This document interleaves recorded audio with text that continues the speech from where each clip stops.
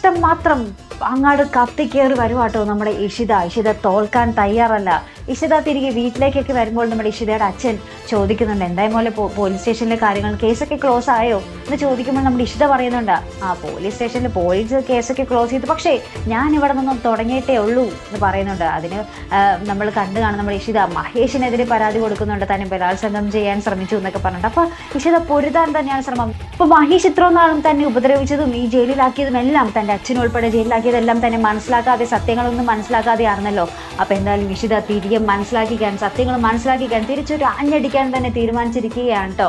അപ്പൊ ഇഷിത ഒരു ഇഞ്ച് പിന്നോട്ട് പോകാൻ തയ്യാറല്ല. അപ്പൊ നമ്മുടെ ഇഷിതയുടെ അച്ഛൻ പറയുന്നുണ്ട്, അവൾ എന്തിനെ നേരിടും, അവൾ പവർഫുൾ ലേഡിയാണ് എന്നൊക്കെ പറയുന്നുണ്ട് കേട്ടോ നമ്മുടെ ഇഷിതയെ പറ്റി.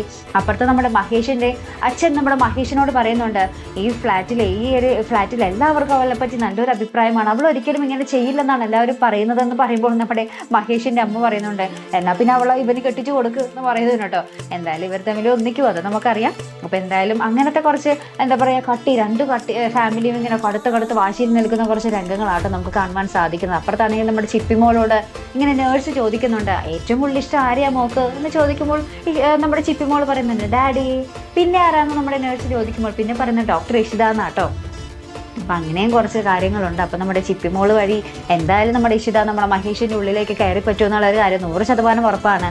ചിപ്പിമോള് വഴി അവിടെ നടന്ന സത്യാവസ്ഥകളും നമ്മുടെ മഹേഷ് അറിയാൻ പോകുന്നതേ ഉള്ളൂ. അപ്പോൾ അതിനുശേഷമുള്ള നമ്മുടെ മഹേഷിൻ്റെ പ്രതികരണം എങ്ങനെയായിരിക്കും, നമ്മുടെ ഇഷിത എങ്ങനെയായിരിക്കും അതിന് പ്രതികരിക്കാൻ പോകുന്നത് എന്നൊക്കെ നമുക്ക് കണ്ടു തന്നെ അറിയാട്ടോ. അപ്പോൾ ഇതിനിടയിൽ നമ്മുടെ ഇഷിത നമ്മുടെ വിശ്വജിത്തായിട്ട് കാണുന്നുണ്ട്. വിശ്വജിത്ത് പറയുന്നുണ്ട്, എനിക്ക് ഇങ്ങനത്തെ ഒരു പെണ്ണിന് ആവശ്യമില്ല, എനിക്ക് സംശയമാണ് നിന്നെ എന്നൊക്കെ പറയുമ്പോൾ നമ്മുടെ ഇഷിത പറയുന്നുണ്ട്, ഓഹോ എന്നാൽ എനിക്ക് വേണ്ട, എനിക്ക് ഒരു നിർബന്ധവുമില്ല, ഞാൻ വേറെ ആരെങ്കിലും കിട്ടിക്കോളാം എന്ന് പറഞ്ഞ് നമ്മുടെ ഇഷിത കൂളായിട്ട് ഗുഡ് ബൈ ഒക്കെ പറഞ്ഞ് നമ്മുടെ വിശ്വജിത്തിൻ്റെ അടുത്തുനിന്ന് ബൈ ഒക്കെ പറഞ്ഞ് പോരുന്നുണ്ട് കേട്ടോ. അതിനുശേഷം നമ്മുടെ ഇഷിത ചോദിക്കുന്നുണ്ട് നമ്മുടെ അമ്മയോട്, അമ്മ ജാതക പൊരുത്തമൊക്കെ നോക്കിയിട്ടാണോ ഈ ഒരു കല്യാണം ഉറപ്പിച്ചതെന്നും ചോദിക്കുന്നുണ്ട്. ഇങ്ങനത്തെ കുറച്ച് രംഗങ്ങളാട്ടോ നമുക്ക് ഇന്നത്തെ പ്രൊമോയിൽ കാണുവാൻ സാധിച്ചത്. അപ്പോൾ എന്തായാലും നമ്മുടെ ഇഷിതയുടെ ആ ഒരു പോരാട്ടം തന്നെയായിരിക്കും, ആ ഒരു കേസൊക്കെ ആയിട്ട് മുന്നോട്ട് പോകുന്ന ഒരു മഹേഷും ഇഷിതയും തമ്മിൽ ഒരു കട്ട യുദ്ധം തന്നെ ആയിരിക്കോട്ടെ നമുക്ക് കാണുവാൻ സാധിക്കുന്നത്. അപ്പോൾ എന്തായാലും മറക്കാതെ കാത്തിരുന്ന് കാണാം. അപ്പോൾ ഇതുപോലെ പ്രൊമോ റിവ്യൂസിനും എപ്പിസോഡ് റിവ്യൂസിനും ഒക്കെ നിങ്ങൾ മറക്കാതെ ചാനൽ സബ്സ്ക്രൈബ് ചെയ്യുക. അടുത്തൊരു വീഡിയോ വരുന്നത് വരയ്ക്കും ഗുഡ് ബൈ.